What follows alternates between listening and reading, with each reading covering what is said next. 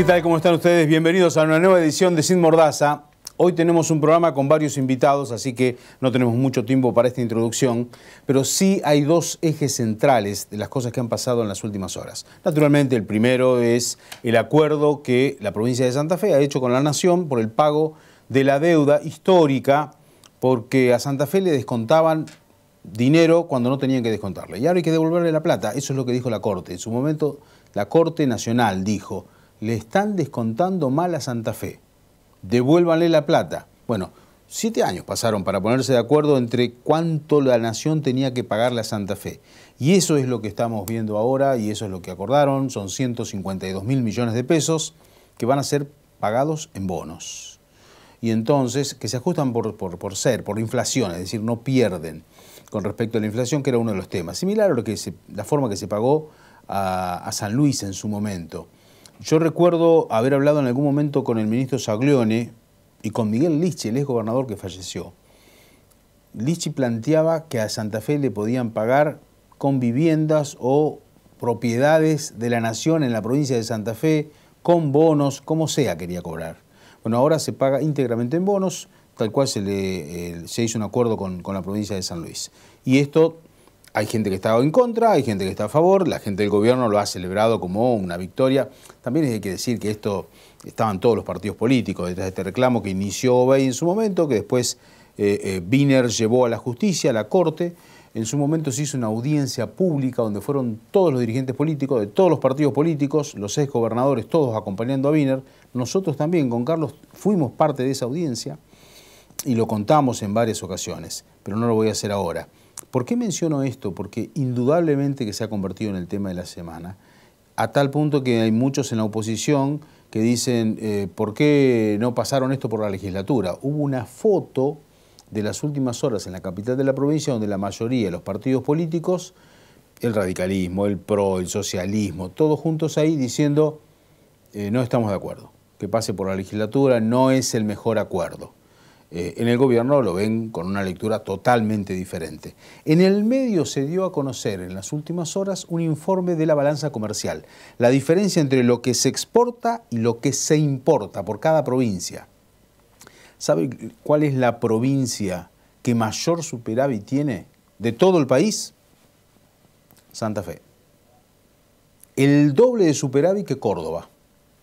Es más, cuando vos mirás quiénes son las terceras, las sextuplica a las terceras, que son Chubut, Santa Cruz y la provincia de Buenos Aires.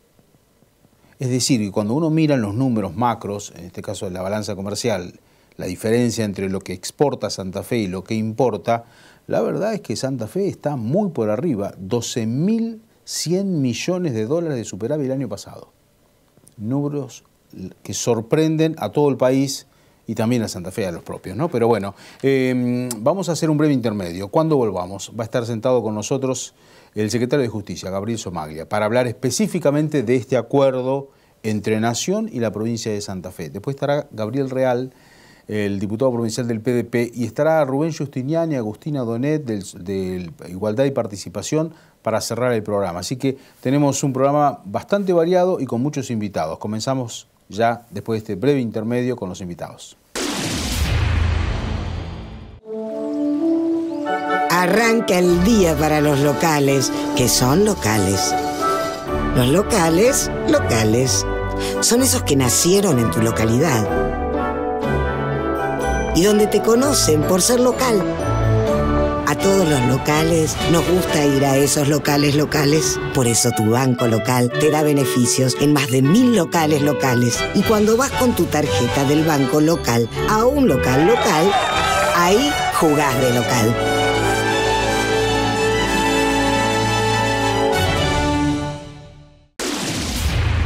Muy bien, continuamos aquí en el programa. La verdad que uno de los temas más importantes para la provincia, por lo que significa, por el impacto político inclusive que ha tenido, indudablemente que es el tema que mencionábamos al principio, la deuda de Nación acordada con la provincia de Santa Fe.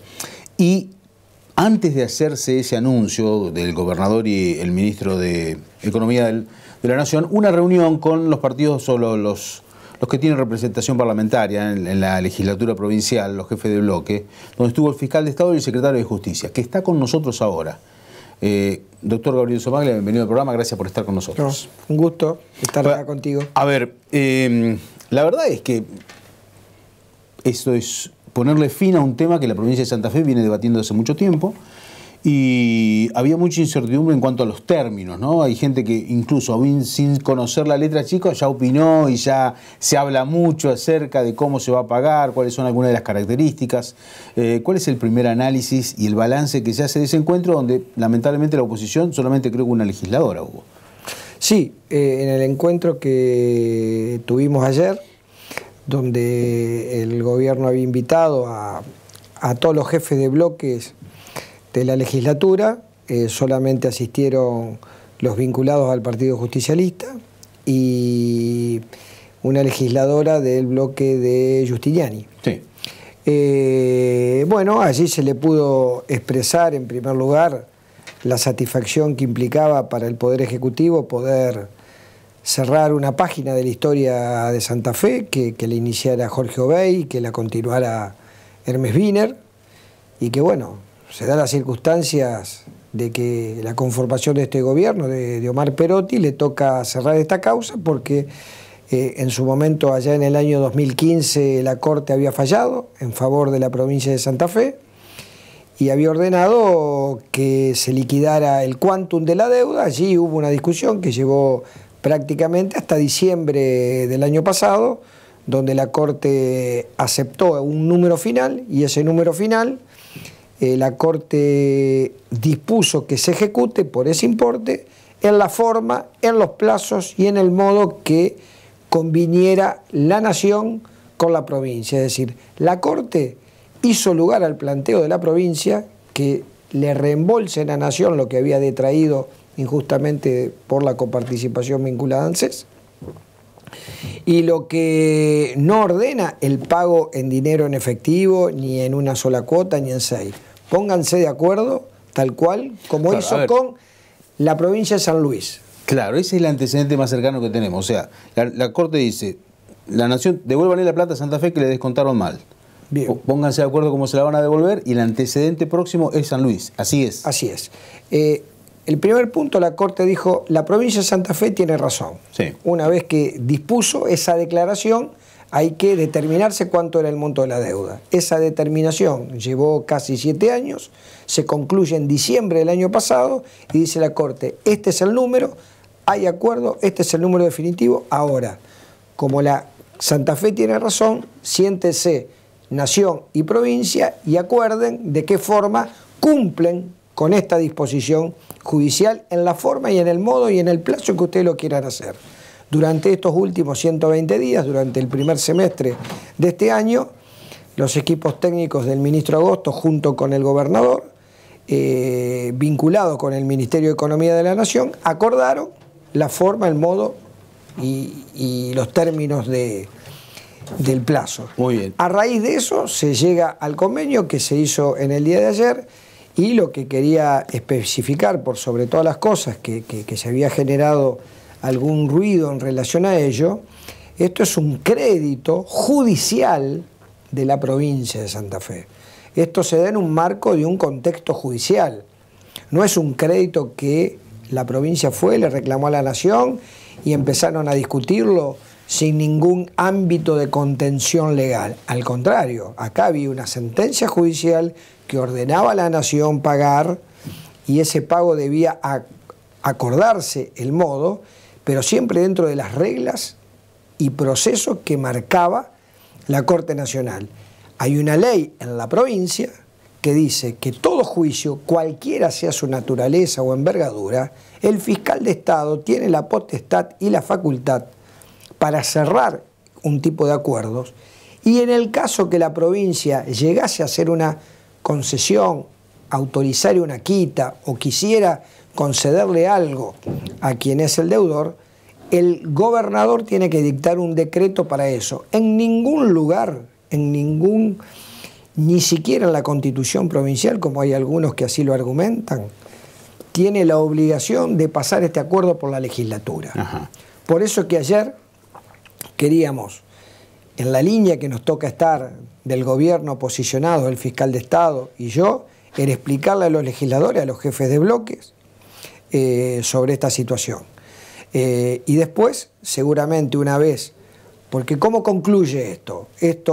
El acuerdo de ayer, en el día de hoy o mañana, las autoridades nacionales y el fiscal de Estado llevan este acuerdo a la Corte de la Nación, y ahí la Corte de la Nación va a homologar o no, y va a ser un doble control la Corte de la Nación. Primero, el de legalidad, si es un acuerdo que reúne los principios mínimos que hacen a la instrucción del derecho. Y en segundo lugar, si quienes están firmando el acuerdo están legitimados para ello. Claro. Entonces, si lo va a firmar el Ejecutivo y la Corte le va a dar aprobación, no requiere de una ley expresa.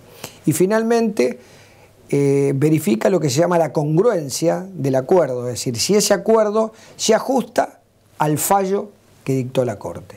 Entonces, si la Corte así lo homologa en los próximos días, es decir, este tema ¿Hay un plazo para eso? Totalmente... ¿Hay un plazo establecido? No hay un plazo establecido, pero habitualmente la Corte eso lo hace mediante acuerdo de sus ministros y habitualmente puede llevar como máximo hasta 30 días. O sea, imaginando ese plazo, podríamos decir que en agosto ya la provincia podría estar en disponibilidad de empezar a hacer el acuerdo administrativo. A cumplir el acuerdo que se haya arribado. Sí.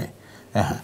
Y con respecto a eso, ¿hubo alguna pregunta de los legisladores o algo? Porque de hecho eso es el de una reunión esta mañana en la UNL donde se hizo hincapié fundamentalmente en eso. Había algunos que dicen que constitucionalmente no hay facultad del Ejecutivo para hacer ese convenio y lógicamente con una mirada diferente con respecto al tema de la legitimidad que tiene el gobernador. ¿Ustedes lo tienen claro? Nosotros creemos que el Poder Ejecutivo tiene facultades suficientes y atribuciones para ello, por eso lo firmó ayer el gobernador. Y porque vuelvo a reiterar, acá no hay una deuda de la provincia para con un tercero, es al revés. Le deben a la provincia. Pero y en ese caso, porque la provincia tiene, bueno, muchísimos juicios, algunos que ganan y otros que pierden. Es normal esto, ¿no? ¿Y cómo pasa en esos casos? ¿También es una cuestión administrativa? Cuando la provincia por tiene eso que hay cobrar. una ley especial que regula las atribuciones que tiene Fiscalía de Estado, que es el órgano que representa a la provincia, no representa al Poder Ejecutivo, representa a la provincia. Sí. Porque si hay algún conflicto judicial con la legislatura o con el Poder Judicial, el órgano de defensa de esos dos poderes es el fiscal de Estado. Sí, claro. Entonces, el fiscal de Estado representa los intereses en la justicia del Estado de la provincia. Por eso en esa ley provincial tiene las facultades de convenir para cerrar cualquier causa cuando tenga que cobrar o percibir algo que se le deba a la provincia, en la medida que cobra el 100%. Si la provincia hiciera una quita, lo que se llama una transacción es las partes que suscriben un acuerdo se hacen concesiones recíprocas, es decir, resignan parte de sus pretensiones. Acá no hay resignación por parte de la provincia, pero si lo hubiere habido, requiere de una autorización expresa por decreto del gobernador para poder transar. Entonces, siempre está dentro del marco del Poder Ejecutivo. Esto no quita que obviamente hubiésemos tenido la intención, como fue ayer, de comunicarles a todo el arco político que siempre estuvo atento y acompañado acá, no hay ningún desmerecimiento, el gobernador no quiere autoatribuirse ningún galón extra por esta celebración, porque esto no es más que la consumación de algo que empezó hace casi 16 años atrás, o 17 años atrás. Entonces, esto lo inicia Jorge Obey reclamando administrativamente para dejar la puerta abierta al inicio de un proceso judicial. Esa fue la decisión que tomó en su momento Hermes Wiener. Recuerdo porque acompañé en aquel entonces al gobernador Obey a la Corte de la Nación, que junto con Wiener presentaron la demanda judicial. Y a partir de allí todo se diligenció en la justicia con quienes fueron los distintos fiscales de Estado de las distintas gestiones del Frente Socialista. Entonces nos parece que este era un momento para celebrar y no para caer en estas discusiones políticas que me parece tienen un viso más de obstrucción que de facilitación para celebrar este acuerdo. Lo cambio de tema. Esta semana la verdad es que el tema Vicentín ha aparecido mucho en los medios a partir de algunas determinaciones y sobre todo una presentación que hizo la empresa a la Corte, que se había pedido la causa al juez Lorenzini, y en este caso ustedes no son parte, sí acreedores, en este caso de Vicentín. ¿Cómo están viendo? Porque en algún momento ustedes tuvieron participación, estaban terciando en todo esto, hasta que después, lógicamente, sigue el concurso, pero ahora la Corte ha pedido la causa y está acá en Santa Fe. ¿Cuál es la evaluación que ustedes hacen de todo esto? Nosotros un poco como se dice en la jerga, estamos sentados en el balcón. Testigos. Como cualquier acreedor, es decir, la función que le cupo a la provincia hace 1 año y medio atrás iba por 2 vías. Por un lado, como un acreedor más, reclamando el crédito que tenía contra Vicentín, por la deuda que Vicentín tenía con la provincia, por impuestos.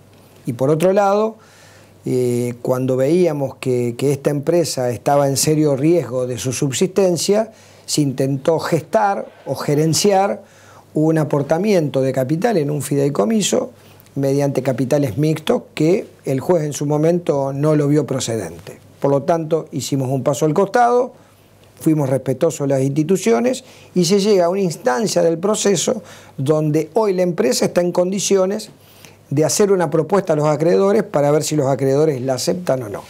Dentro de este marco, dentro de tantas denuncias que hubo, se ha presentado uno en la Corte señalando distintas anomalías o irregularidades que podría llegar a haber cometido el juez del concurso, y lo que hizo la Corte es, bueno, verificar si estas anomalías o irregularidades son tales. Por eso le dijo, bueno, lo quiso escuchar al juez del concurso y ahora tiene que abocarse. El abocamiento no tiene otro objetivo que, si el juez ha hecho alguna cosa mal, es sacárselo al juez y asignárselo a otro. No es que la Corte a partir de ahora va a tomar una causa en su poder y la va a diligenciar.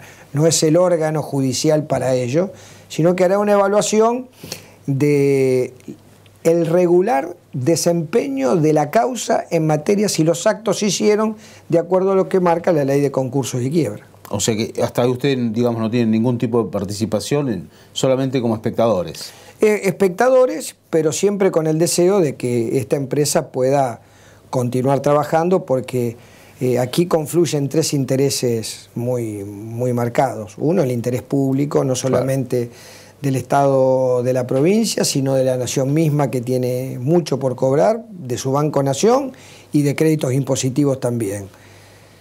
Todo lo que son los grandes emprendedores, las empresas locales que necesitan cobrar aquello que Vicentín no le pagó. Y finalmente, todo lo que son las fuentes laborales que giran alrededor de Vicentín, que una quiebra o una caída de esta empresa obviamente sería un grave perjuicio para los trabajadores. Doctor, muchísimas gracias por su tiempo. Gracias a ustedes.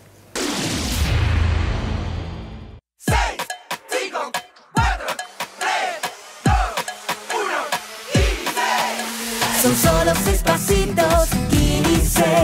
6, 5, 4, 3, 2, 1, Kini 6.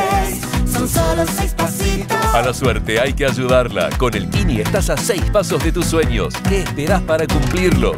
6, 5, 4, 3, 2, 1, Kini 6. Muy bien, continuamos aquí en el programa. Está con nosotros el diputado Gabriel Real, del PDP. Diputado, bienvenido al programa, gracias por estar. ¿Qué tal? Gracias. Pero, muy bien, a ver, hay varios temas para hablar de lo que está pasando, pero a mí primero me gustaría hablar de una cuestión partidaria, porque ustedes han reelegido las autoridades del partido hasta el 2024, ¿así es? Sí, por 2 años. Sí. Vencen nuestros mandatos el 15 de julio y hemos renovado en función de lo que corresponde en un partido como el nuestro, que es un partido orgánico, institucional. Hemos renovado las autoridades porque hemos llamado a elecciones internas. ¿No es poco 2 años? Porque permanentemente... Tenía que ver, cuando cambiemos la Constitución, cuando reformemos la Constitución, vamos a cambiar también el mandato. Ahí lo van a hacer más largo. Sí, eso tiene un sentido de que, bueno, que se vayan cambiando. No es lo mismo que en el caso de las comunas, que ya es un despropósito, pero es una cuestión para analizarla. No sé si 4, pero 3 puede ser. Hemos renovado las autoridades, se ha presentado una sola lista que involucra toda la realidad de nuestro partido, que es presencia activa con listas en más de 100 lugares en la provincia de Santa Fe, y bueno, y está reflejada en esa lista, la lista que le pusimos de nombre Unidad Demócrata Progresista, UDEPRO. Bueno, ahí estamos absolutamente representados, todo lo que está vivo, actuando y haciendo honor al legado de Lisandro Latorre está en esa lista, que vamos a ser nuevas autoridades por 2 años. Y de cara a lo que viene, lógicamente, del próximo año y demás, ¿cómo está la matriz o el Partido Demócrata Progresista? Porque ustedes tienen una representación territorial en la provincia que por ahí no se da tanto en las grandes ciudades, a pesar de que tienen concejales, ¿no? ¿Cuál es la visión tuya? No, bueno, la realidad es que lo primero que hay que plantear, yo creo con muchísima claridad, es menos hablar de candidaturas y más hablar de propuestas de cara a la ciudadanía. Los ciudadanos están hastiados de la realidad que les ha generado la clase política en estos años, por eso el descreimiento, por eso la llegada de nuevas figuras que a lo mejor vienen de los medios de comunicación y que vienen a cubrir un vacío que la única forma de contrarrestar esa realidad es con más y mejor política. Y más y mejor política es plantear cuestiones de cara a la ciudadanía, decirle al votante lo que se va a hacer, o sea, todo lo contrario. No sé si vos te recordás que Carlos Menem decía, y terminaste haciendo esto, y si decía la verdad, no me iban a votar. Sí. Bueno, esa etapa de la política con minúscula se terminó. No da margen el país ya para experiencia, no da el margen para fracaso, no da el margen para enfrentamiento como pretendieron recrear en su momento Cristina con Macri, ahora Macri con Cristina. Yo no digo que nadie tenga que dejar de hacer política, pero el país que se viene es un país del consenso, del acuerdo. Por supuesto, y quiere elecciones para ver quién es gobernador y quién es presidente, pero acá necesitamos un acuerdo político donde se dejen de lado las vanidades y las cuestiones menores. O sea, la política nunca puede ser denostar al contrario. La política tiene que ser proponer qué vas a hacer o qué vamos a hacer. Bueno, pero ahí también me parece que tiene que haber una mea culpa. Habida cuenta que todos los días vemos en todos lados que aparecen nuevos emergentes o gente que supuestamente viene de afuera de la política a cuestionar la política, entre otras cosas. Sí. Y algunos, vos ves, los discursos son medio temerarios también, con esto de que se empieza a escupir para arriba, pero a mí me llama la atención cuando hay dirigentes políticos que lo hacen. Bueno, yo creo que son las cuestiones que tenemos. Esto es una moda, moda que se dio en Europa, con las líneas, los lineamientos de nacionalistas o extrema derecha. Parece que el que dice la incoherencia más grande o siempre pensando que del otro lado la gente está hastiada, con eso va a lograr un rédito. La verdad que yo creo que la política es otra cuestión. Por eso digo, hay que trabajar mucho más y hay que hacer mejor política. No hay otro camino. Los otros caminos son del Mesías, de un golpe militar o un golpe... Ahora, esos caminos no existen en la política. ¿Y cómo ves vos eso con respecto a los jóvenes? Porque hay una necesidad de los jóvenes que participen, de que se metan. El mismo camino de siempre, que los jóvenes participen. Evidentemente acá ha cambiado muchísimo la política, la vida en estos últimos años y máxime después de 2 años de pandemia. Hay un país nuevo. Desgraciadamente a nosotros nos agarra siempre como país peleando el descenso. Entonces hay que tener alguna idea clara hacia qué parte del mundo queremos ir. Por eso nosotros creemos que hay una cuestión acotada en el gobierno nacional donde le falta una brújula al gobierno nacional, y no quiero personalizar en Fernández, y creo que en el caso de la provincia, creemos que está agotado y por eso creemos que hay que construir algo nuevo, pero con estas cuestiones que te digo. Acá no es que si la elección se puede ganar, hay muchas posibilidades, pero si volvemos a fracasar como se fracasó en 2015, este país ya no tiene margen no es que va a venir de nuevo, no, ya está, estamos a un paso de la disgregación social. Esta es mi visión particular, yo creo que ya no hay más margen. A nivel provincial, con otros bemoles, nosotros distinguimos que, bueno, Perotti no va a ser el nuevo candidato, sino que acá vamos a hablar de política.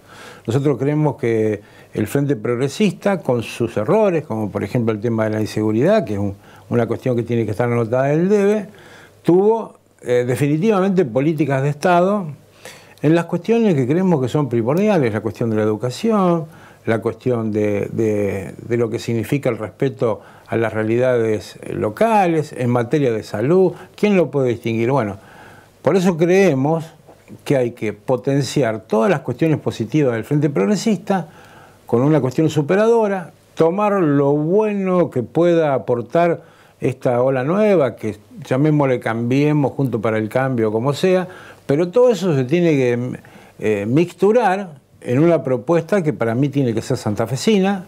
En Corrientes tenés Encuentro Corrientes, que son los motores de partido. Bueno, acá venimos de un foro donde vemos que desde los albores de la historia, y había un tipo que la tenía muy clara, que se llamaba Lisandro Latorre, planteaba que si el país no era federal, no se iba a desarrollar. Hoy estamos discutiendo las mismas cosas que hace 100 años con su tesis doctoral del municipalismo, Lisandro Latorre planteaba, y con la vigencia plena del federalismo. Entonces, ¿por qué decimos que... Y de la autonomía. Y de la autonomía. ¿Por qué decimos? Ahora todos descubrieron la autonomía, todos descubrieron el federalismo, todos descubrieron que de un camión de, por decir lo más común y la gente conoce, de soja, se quedan 2/3 en Capital Federal y vuelve uno, y en muy poco para impuestos de la provincia, y obviamente obras no vienen. Entonces, ¿con esto qué te quiere decir?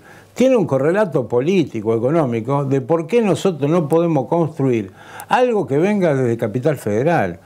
No es posible que aparezcan dirigentes y que vengan y tiren una granada como tiró hace pocos días Lilita Carrió. Y como eso te puedo dar un montón de ejemplos. O sea, ¿qué son? ¿Más preclaros en Cava que te van a decir quién puede ser el candidato? Esto tiene que ser bien santafesino, porque si no, el debe que tenemos, que Santa Fe está 22 de todas las provincias, o 23, siempre está en la cola en todas las cuestiones. Si no tenemos... yo me río, porque me río y me recuerdo, cuando nosotros asusábamos siendo... Yo, diputado provincial al principio, cuando decidió el Frente Progresista hacer el juicio a la Corte y demás, que nadie se había animado, y estamos hablando de, no quiero citar el primer gobierno, pero sí de los dos de Reutemann y los dos de Obey. Hoy inició una cuestión administrativa. Perfecto, está bien. Y después todos vinieron. Ahora, ¿por qué no se plantaba ante el Poder Central? Ni siquiera un gobierno... Porque, te quiero decir... No querían ir contra Néstor Kirchner. No querían ir, por supuesto. Y ejemplo, no es el Poder Central, no es un partido político, no es contra de nadie. La autopista de la Ruta 33, que nosotros, como la 11, como todas, la prometió Kirchner en 2007 y la prometió Macri en 2015. ¿Y qué hay? Nada. Entonces, el planteo es... Volviendo a lo político, es un planteo político de cara a la ciudadanía, diciéndole a la gente qué es lo que vamos a tener que hacer y sabiendo que no hay más margen de error, no hay margen de error. Ahora, Gabriel, la foto de esta mañana, ustedes se reunieron para discutir el tema del pago de la deuda de Nación a la provincia de Santa Fe, que el gobernador ha acordado con el gobierno nacional y falta homologar. Pero la verdad que esa foto era importante, políticamente hablando, porque estaban todos los sectores de la oposición, todos los que a nosotros nos gusta desde la prensa decir el nuevo Frente Santafesino o lo que fuera. Sí, bien. ¿Y cómo lo analizás vos? Porque estaban más los actores, las caras conocidas que todos sabemos de la política santafesina, ¿no? Bueno, yo lo analizo como lo que te digo, o sea, no poniendo por encima de la foto. Yo creo que lo más importante es coincidir en un programa, lo más importante es que sea santafesino lo que armemos, y lo más importante es porque evidentemente creemos, y te hablo sí de los años anteriores de gobierno, que podemos ofrecer una mejor gestión en la provincia de Santa Fe. Y bueno, la lectura es que esto inevitablemente Si fuera ahora, vos recordarás que hace 2 meses yo, desde nuestro partido, queríamos invitar a empezar a charlar. Sí, y bueno, hubo sí. alguna diferencia, que si va Juan, que si va Pedro. Digo, la hoguera de la vanidad ya está. El país está por encima de todo. El gobierno está por encima de las candidaturas. O sea, esto tiene que ser de cara a la ciudadanía, concretamente la cuestión. Esa otra política de decir, vos hiciste todo mal, vos esto, vos lo otro, no va mal. La gente está cansada, quiere escuchar propuestas. A ver, che, vamos a hacer esto, ¿de qué manera lo vamos a hacer? Y ese tiene que ser el camino, por lo menos donde mi partido, lo hemos charlado. Está bien, lo que pasa es que a veces ciertas diferencias dogmáticas Sí. o de historia parece difícil que se encuentren en un camino el socialismo con el PRO, por así Bueno, decirlo. nosotros no tenemos esa... y si tuviéramos alguna diferencia de alguna cuestión, yo creo que hay que juntarse, charlar, trabajar sobre las coincidencias. Las disidencias que podamos tener, que se pueden dar en el orden nacional, en la provincia, no creo, porque todos pensamos parecido. En el orden nacional, bueno, habrá distintas listas, yo no voy a hablar por los otros partidos políticos, nosotros sí, ya estamos en un acuerdo federal con partidos nacionales y provinciales, en lo que significa Juntos por el Cambio, o el nombre que le querramos dar. Y en la provincia tratando, yo creo que todavía falta mucho. Hay actores que están más en la problemática, de actores importantes como Pablo Haskin, que está más en la problemática de su ciudad, o puedo hablar de Emilio Jatón, gente que está gobernando y las 24 horas atendiendo sus cuestiones.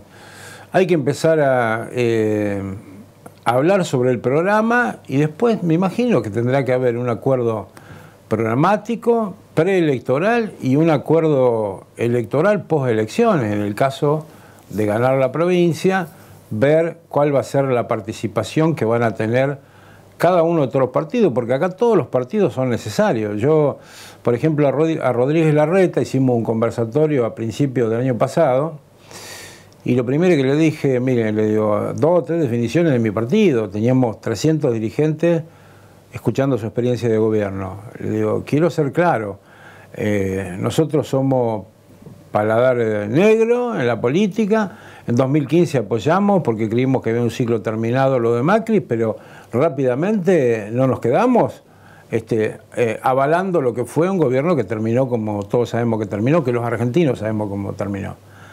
Le digo, así que, entonces él me dijo, no, pero nosotros tenemos un gobierno en Cava, donde todos los partidos, está el socialismo también en Cava, están representados, tiene una... Bueno, le digo, si es una construcción como tiene que ser, si vos querés, es lo que intentó Macri los últimos 6 meses de su gobierno en 2019, cuando lo citó a Pichetto, que no era el más indicado, y después empezó que quería una charla o un pacto de la Moncloa con todos los partidos políticos. Eso no era el final cuando perdió la elección, eso era el principio. Y donde ahí yo, particularmente, le reclamo a muchos de los que se quedaron y demás, que para mí tampoco estuvieron a la altura de las circunstancias, y hablo del radicalismo, como principal socio. Yo creo que si vos tenés una coalición de gobierno, tus aliados te tienen que ayudar a que no te equivoques. No a ver qué pasa, qué no pasa, que si hay un cargo más, un cargo menos. Entonces, yo lo cuento siempre a título personal. Si a mí algún día me ven haciendo alguna cosa que no corresponde, mis amigos reales o mis socios de la política te tienen que pegar el cachetazo para ir por el camino correcto. Bueno, esto desgraciadamente es lo que no pasó, es lo que tiene que pasar, porque la ciudadanía en general ya descree muchísimo de lo que es la labor de los partidos políticos, y bueno, y la verdad que el panorama que hoy estamos viendo es un poco el de la hoguera de las vanidades. O sea, lo que vemos, la verdad, ganar, yo creo que siempre hay que ganar el justicialismo, que arranca con 35% de voto en cualquier circunstancia. Pero yo estoy más preocupado por el gobierno posterior que por la elección. Porque no hay una cosa sin la otra. Vos podés ganar, pero si después volvés a decepcionar a los argentinos... Gabriel, para ir cerrando, contame tu visión discutieron justamente el tema del acuerdo con Nación. Ustedes no están de acuerdo en los términos, pero tampoco en que no pase por la legislatura, por ahí pasa la discusión. No, yo creo que son varias cuestiones. Hoy le dije a un periodista, lo positivo es que se termina una larga historia. Para algunos que reclamamos por la deuda desde hace muchos años y por la detracción que le reclamábamos al justicialismo que era gobierno que se plantara ante el gobierno nacional y no lo hicieron, tuvo que ser, si bien Obey había hecho un reclamo administrativo, tuvo que ser el gobierno del frente. Estuvimos todos acompañando en la audiencia. 24 de noviembre, el día de mi cumpleaños, fue el día del fallo. Y bueno, y eso significó que Miguel Ricci iniciara su gobierno con casi 1.000 millones de pesos más por mes. Bueno, digamos que ahora todos estábamos esperando este día mágico, cuando vos tenés una Navidad y sos chico y esperás el regalo que se patentice. Bueno, la verdad yo estaba esperando a Magic Johnson. Que era un regalo. Sí, y lo que apareció fue Tatú, el de la Isla de la Fantasía. O sea, este es un dato de la realidad. Nos ponemos a hacer números, mal que mal, van a ser bonos. Bueno, te podrían pagar con otra cosa porque tuvieron que decidir para la provincia de Buenos Aires la reconstrucción del...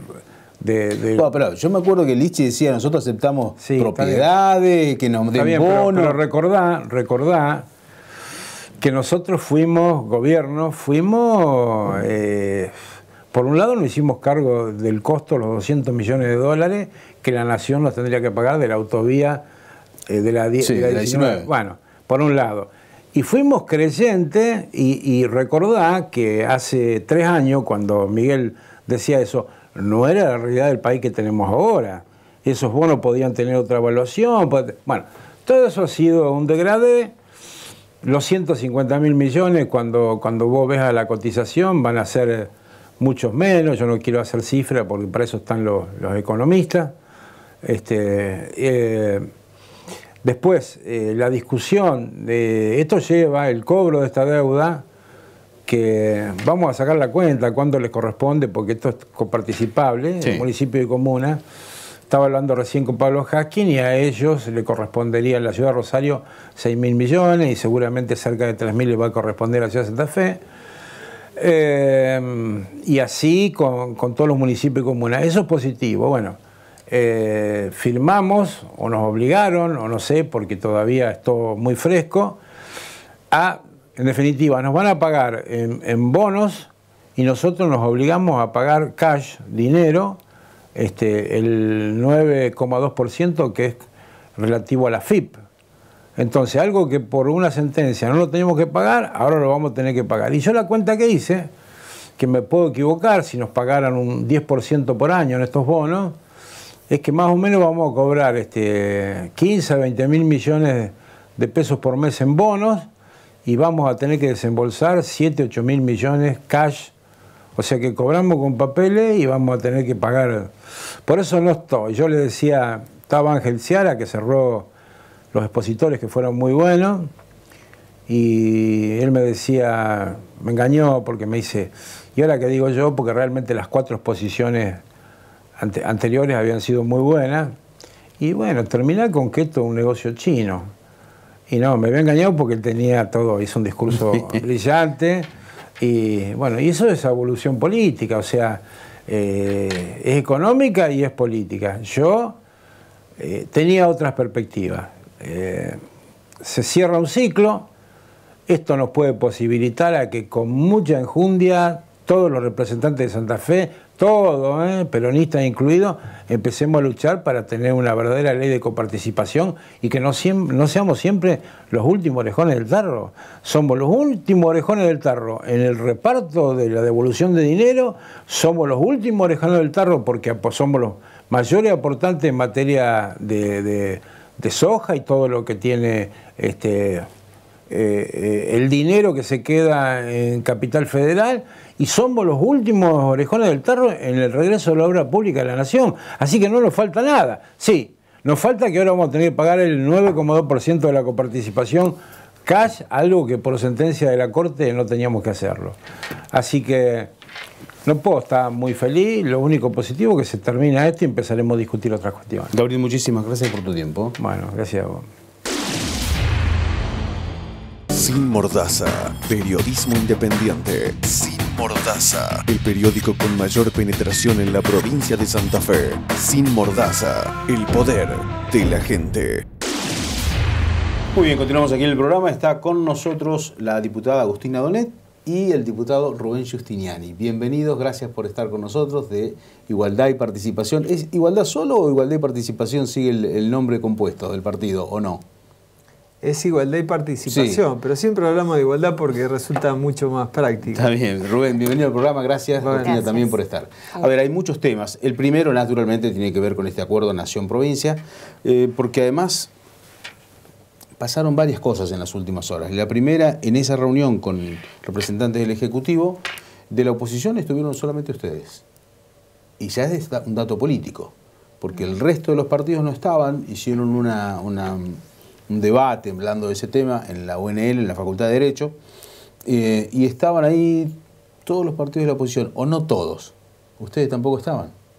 Ustedes no fueron, no los invitaron. ¿Qué pasó? No, me parece que hubo un sector de la oposición, ¿no? Sí. Carlos de Frade no estaba tampoco. No estaba. O sea que Damaris Pachotti tampoco estaba, Sí. y nosotros tampoco, no, me parece ¿No que era... no fueron? ¿Cómo es? No, me parece que son más los sectores que Juntos por el Cambio, el socialismo y el radicalismo. O sea que me parece que no era nuestro espacio, digamos. Ajá. Y en el caso de la presencia de ustedes como espacio político, en la reunión con el fiscal de Estado y el secretario de Justicia.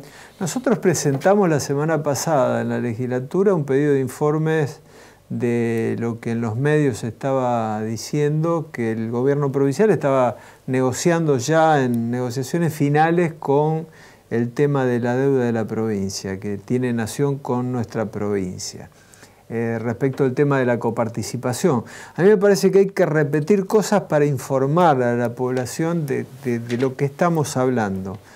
Santa Fe inició el reclamo, primero cuando Obeino firmó el pacto fiscal, segundo cuando Hermes Wiener como gobernador fue a la Corte a reclamar que esa detracción del 15% que se le hacía a Santa Fe no correspondía que se le hiciera.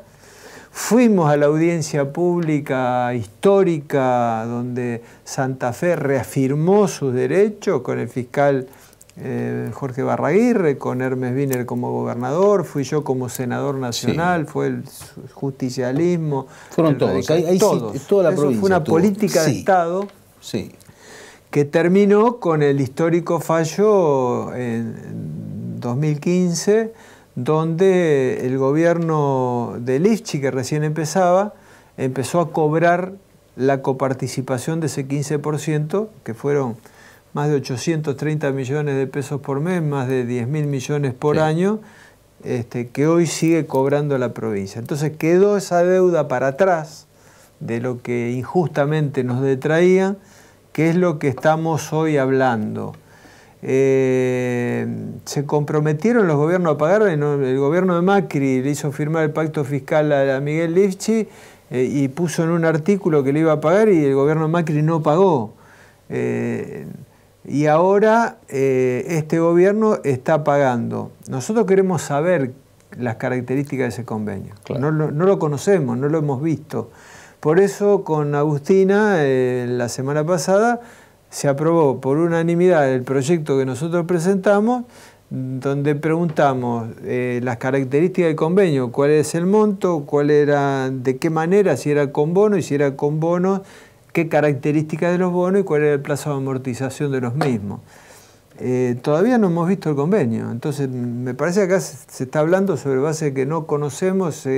Lo único concreto que hemos escuchado, 151.000 millones de pesos, que más o menos la cifra que siempre se había manejado, y con bonos. Tenemos que ver los detalles de ese convenio, por eso nosotros planteamos ahora, después de ese pedido de informe y coherentemente con eso, estamos pidiendo que el convenio vaya a la legislatura para que tomemos conocimiento del mismo, porque todavía no sabemos la letra chica y la letra en general de lo que dice ese convenio y corresponde que la legislatura lo conozca. Ahora, el hecho también es una postura política de ustedes de ir a la convocatoria del Ejecutivo, porque el resto de los partidos de la oposición no fueron. Es que nosotros habíamos planteado justamente que queríamos saber qué decía el convenio y nos citan. Y después lo citan y dicen, ¿cómo no vamos a ir si pedimos eso? Pero es medio elemental, ¿no? ¿Pero no te sentiste muy sola?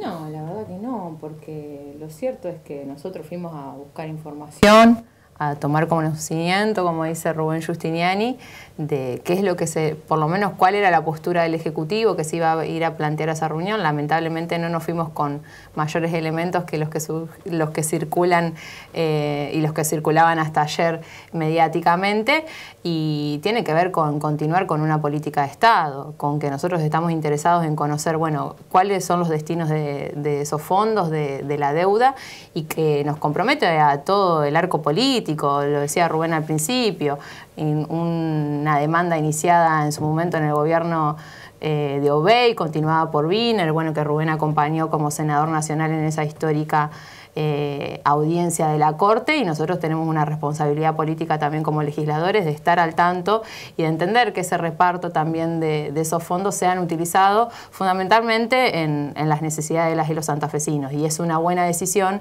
también que vayan en ese sentido destinados a la obra pública, a más hospitales, a más escuelas, que es lo que necesitamos también en este momento. Rubén, el hecho de que ustedes ya plantearon esto en el proyecto ese, y acá también hay una discusión sobre si el gobernador tenía o tiene o no facultades para firmar el acuerdo, o si necesariamente necesita el aval legislativo. ¿Vos eso preferís ver el convenio antes de opinar sobre eso, o cómo lo ves?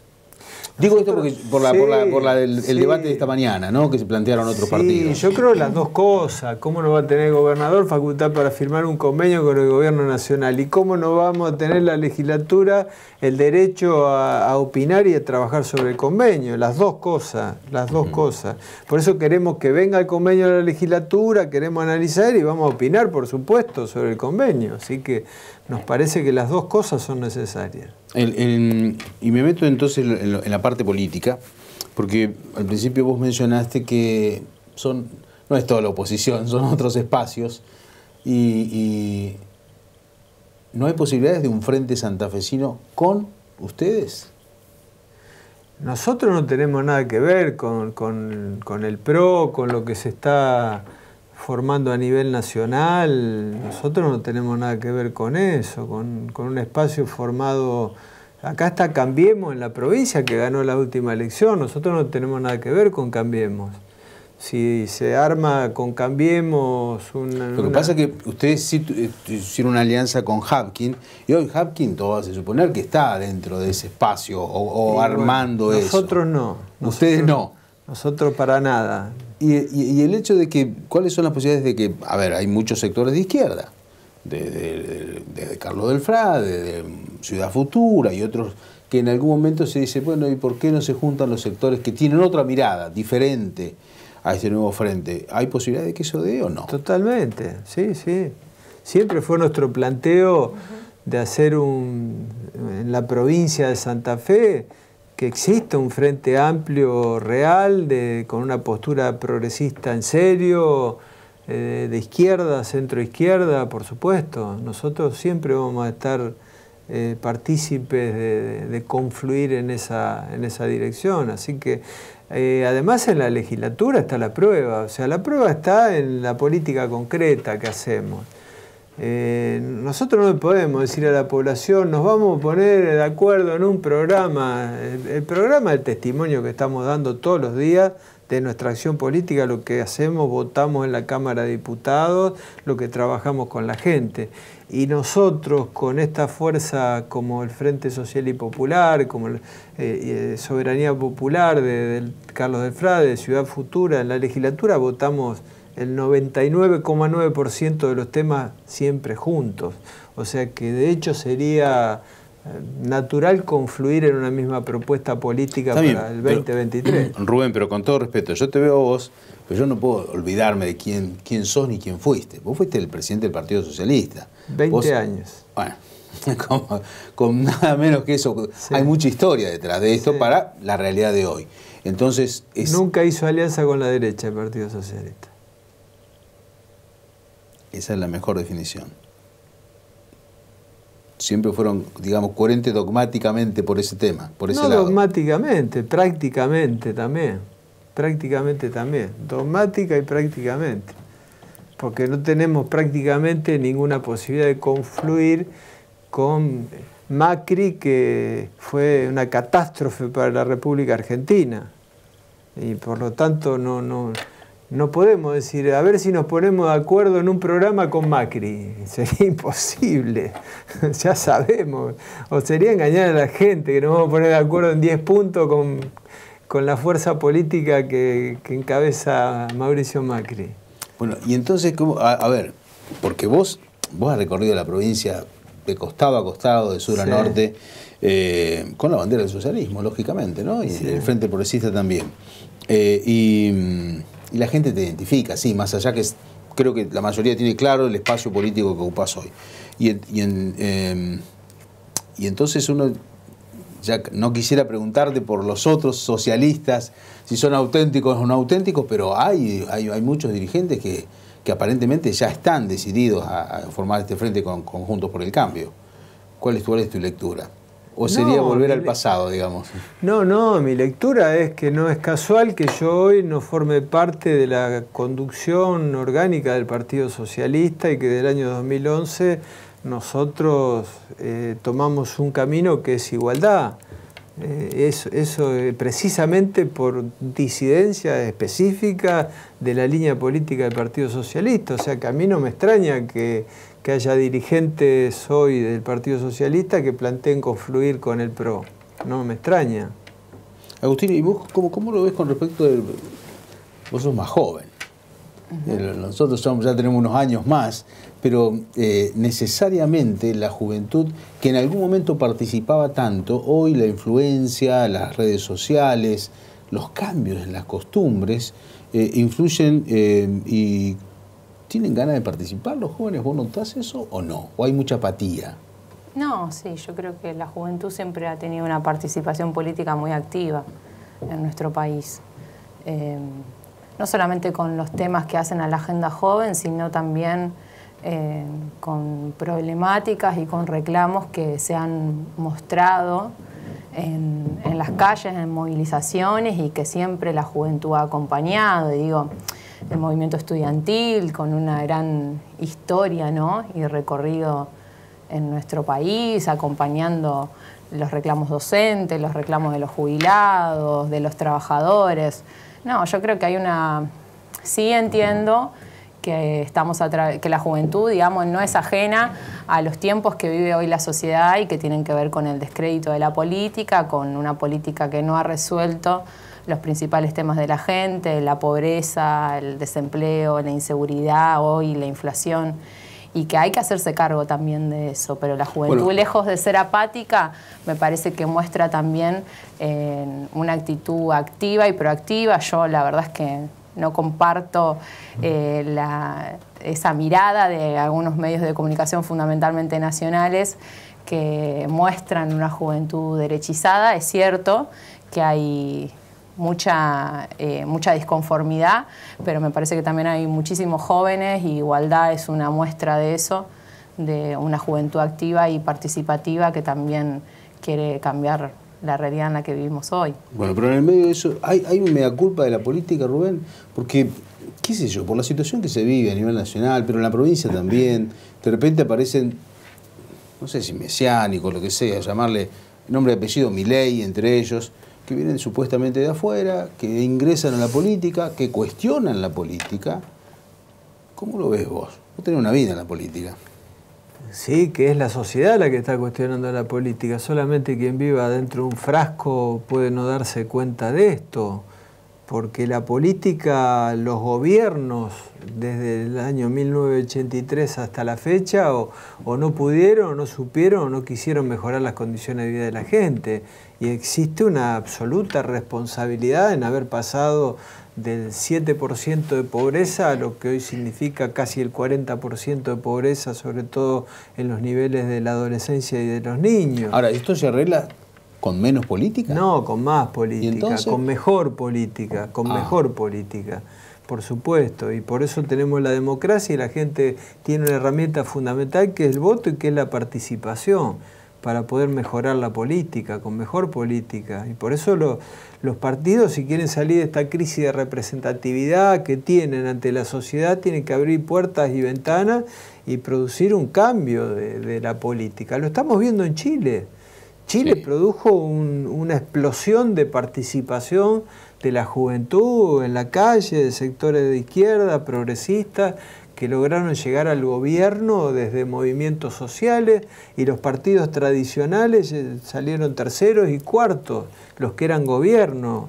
Y parecía una cosa mentira. Bueno, en Colombia el oficialismo ni llegó al balotaje. En Colombia el oficialismo, el uribismo, le fue muy mal y ganó una opción de izquierda progresista con una mujer como vicepresidenta negra, que venía de los sectores populares. Es decir, el que no interprete que hay un cambio de abajo hacia arriba es porque no está mirando bien lo que está pasando. La política tradicional es la que entró en crisis, no la política. La política tradicional, los partidos tradicionales. Eso es lo que hoy la gente está impugnando, porque la gente ha visto que pasaban las elecciones y su situación está cada vez peor. Entonces llega un momento y dice, basta de votar a los mismos. Y ahí es donde se produce el cambio y se abre expectativas diferentes. ¿Hay recambio, Rubén? ¿Hay materia prima entre los jóvenes? Por eso me interesa ver. Sí, yo veo mucha juventud participando. Y en todos los partidos, o sea, hay que ser justo y decir que en todos los partidos hay mucha juventud. Y ahí está la expectativa de que estas cosas puedan cambiar. Sí, pero no sé si todos los partidos dan espacio a los jóvenes. Yo creo que por ahí participan, y ahora sí es una flor para ustedes, porque en el caso de ustedes, una es mujer y joven, y vos tenés mucha historia en la política, y la presidenta del bloque es ella, ¿no? Sí. Y la que va a la reunión. La que manda es ella. La que manda. Sí. Pero no en todos los partidos políticos pueden decir eso. Los tradicionales, los más grandes, no pueden decir eso. Generalmente son los jóvenes los que acompañan, pero no los que deciden. Por eso la pregunta, mi temor es eso, ¿hasta dónde hay recambio? ¿O las nuevas generaciones le dan espacio para Viene conducir? con la juventud y con las mujeres. Y viene y abren a patada las puertas y las ventanas. Y ya por más que la política tradicional a veces quiera cerrar las compuertas, es lo que vimos, dábamos el ejemplo de Chile. Ya no piden participación, ya la agarran, la asumen, la concretan. El proceso que hemos visto en los últimos años del movimiento de mujeres es impresionante en ese sentido. No piden permiso, entran a los empujones, a los empujones y asumen. Muchísimas gracias. Sí, con el movimiento feminista, como dice Rubén, y también hasta con el movimiento ambiental, ¿no? Que es una de las grandes deudas de la política también, hacerse cargo de la política tradicional, hacerse cargo de qué mundo le estamos dejando a las generaciones que vienen. A las generaciones que estamos, pues ya no estamos hablando ni siquiera de nuestros hijos, estamos hablando de que en cuestión de décadas podemos estar con un planeta colapsado. Muchísimas gracias, Amo, por estar con nosotros. No, gracias. Y a ustedes también, gracias, y nos vamos a reencontrar la próxima semana en este mismo horario y en este mismo canal.